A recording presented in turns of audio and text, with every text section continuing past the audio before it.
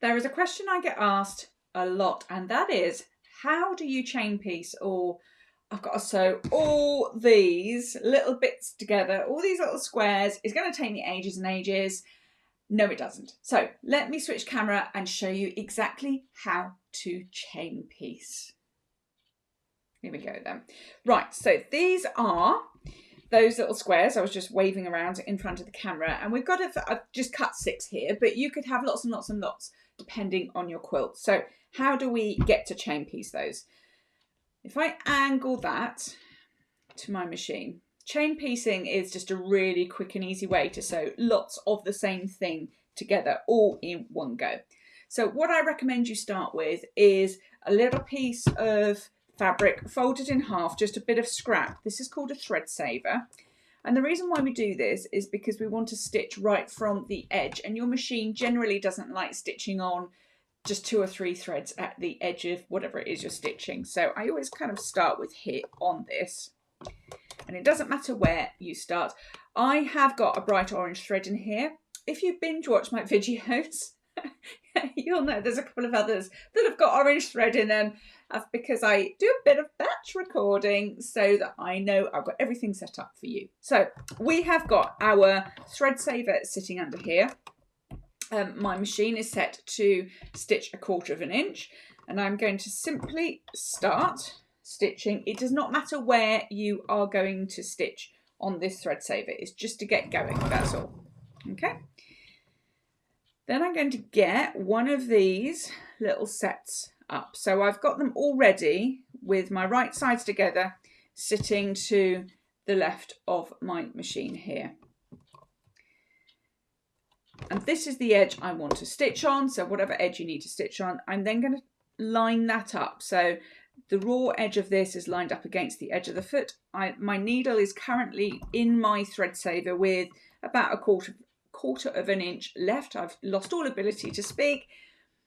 And what I have done, if I can get this in further, can you see I've butted this bit. This is the square I want. I've butted up against the thread saver.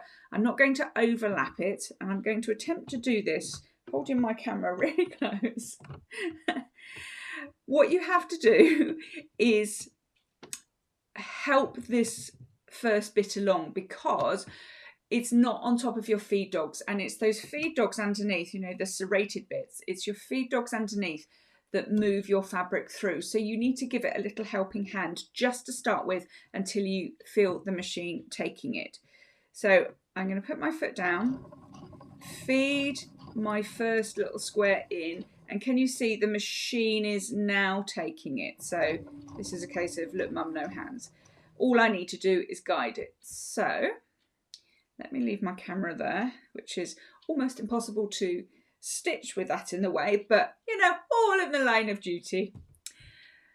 Then I get my next one, and can you see I've lined this up ready to go. So I'm stitching down, keeping the raw edge against the foot, and I'm getting ready with my next one, and I am going to line that up,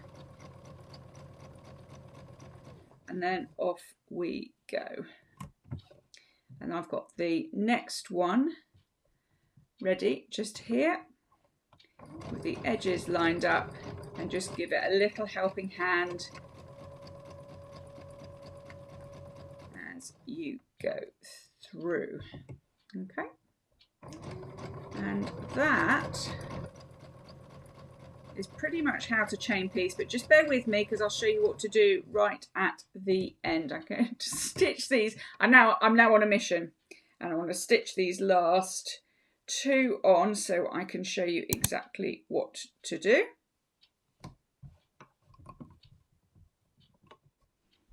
So there's my chain off the machine. Isn't it good? It looks like little bunting. So there's the thread saver at the beginning, and then we are simply going to snip in between those pieces. And chain piecing, my lovely friend, is, oops, as simple as that. Try not to cut your fabric like I just did. There we go. So we can use that for the next bit of chain piecing we do. and then we're all good to go.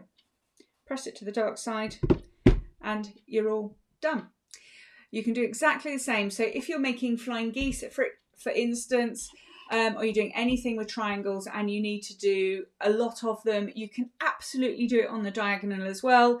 Exactly the same. Put a thread saver in first. Just be careful as you're going over that first point, because when we're doing any triangles, we're coming this direction and your machine really doesn't like that bit at all. So start with a thread saver, come down in exactly the same way, and jobs are good.